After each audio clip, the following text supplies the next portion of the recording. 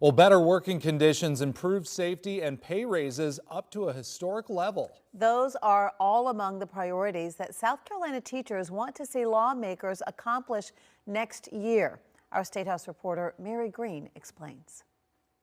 For the last 2 years, the number of vacant teaching jobs across South Carolina has dropped after reaching historic highs. Teachers say actions here at the State House have been a driving factor in this turnaround, and they want to keep it going when lawmakers return to session here next month.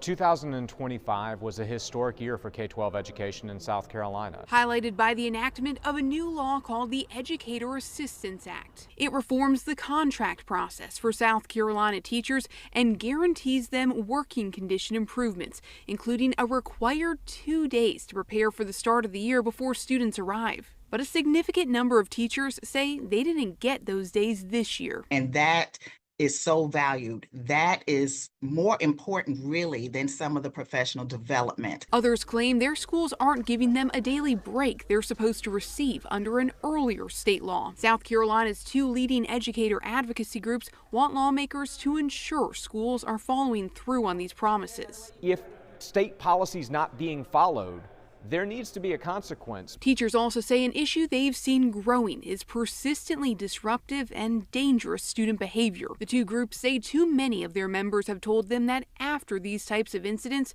students talk with an administrator, then immediately return to the classroom. A teacher who's getting struck as part of their job, having to go to the ER as a result of something at their job, they're not staying no matter how much you pay them. We've got to get a handle on that. They'd like to see lawmakers and the State Board of Education address it to keep classrooms safe and provide students with needed supports. They say parents and the teacher need to be part of discussions before disruptive students return to their classrooms. To talk about what needs to be put in place to help support the students so that their behavior is what needs to take place within the school building. And pay, of course, is also a big part of this conversation. The governor has repeatedly urged the General Assembly to raise South Carolina's statewide minimum pay for teachers up to at least $50,000 by next year. The state is within striking distance of that right now after raising that minimum pay up to $48,500 earlier this year.